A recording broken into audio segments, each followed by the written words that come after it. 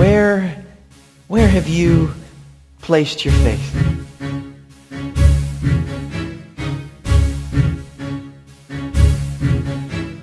If you're a Christian, I want to ask the question, are you resolved to keep the cross at the center of your life?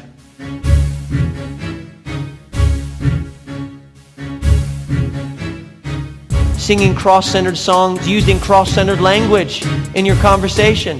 Talking about how cross-centered you are does not make you cross-centered.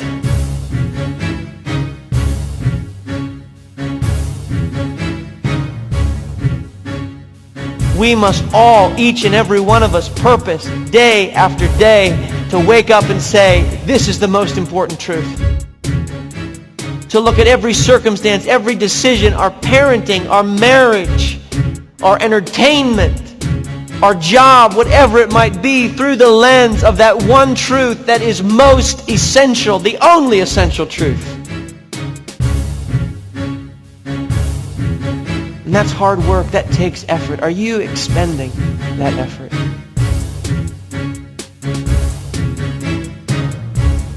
If you're honest with yourself, would you say when you go to the home of your life, is that cross still in the center of the room? Or have you moved it aside?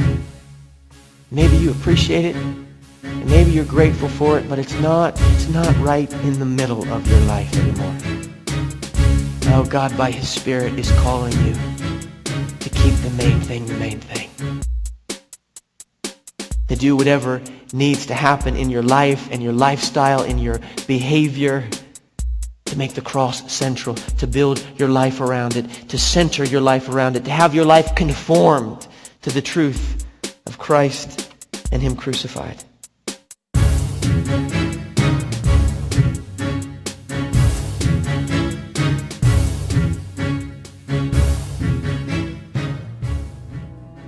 The gospel creates shaming behavior in those who don't like it. That's their only defense, to shame you. I invite you to open your Bibles to Romans chapter 1, verse 16.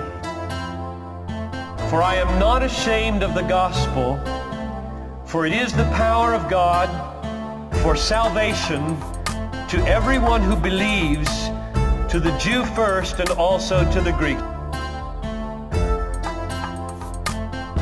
You see, believing and preaching the gospel is what's bringing shame onto Paul. Before this verse functions to deliver him from shame, it functions to shame him. Let me just give you some examples of how this works for the Apostle Paul. 2 Corinthians 11:23, when he preaches the gospel, in far more labors, he says, I am in far more labors, in more imprisonments, beaten times without number, often in danger of death. 5 times I received from the Jews 39 lashes. 3 times I was beaten with rods. Once I was stoned. 3 times I was shipwrecked. Paul's way of not being ashamed was not that he keep himself in a good light with other people. It was not that he had enough savvy so that he could always maneuver his way through life, getting people to approve what he did. That's one way to avoid the shame problem in the world. Always calculate your behavior so that people like you. You will be a slave if you do that. You will be a second-hander and in bondage all your life long if you try to avoid shame by pleasing other people. Jesus looked at shame in the face and said, I despise you.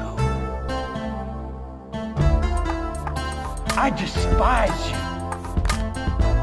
I will not yield to you. I will not give you any satisfaction. You may do with me whatever you please in the short run.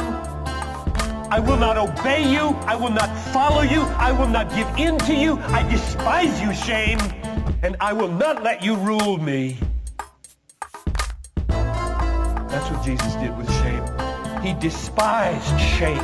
He gave shame no place. And with every truckload of shame that was dumped on Jesus, he said, I despise it all. I will give it no space in my heart. I will not be ashamed of my Father.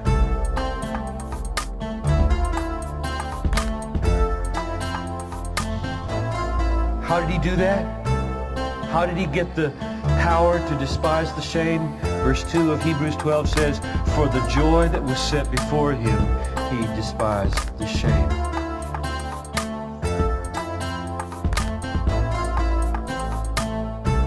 So how are you going to overcome your feelings of shame today and tomorrow and the next day? You're going to say this. The gospel is the power of God to bring people to salvation. You're going to look beyond the immediate shame and you're going to say, that's power. And so the way you're going to be shamed today is not by being accused of being wrong, but believing that others are wrong or that there is such a thing as wrong.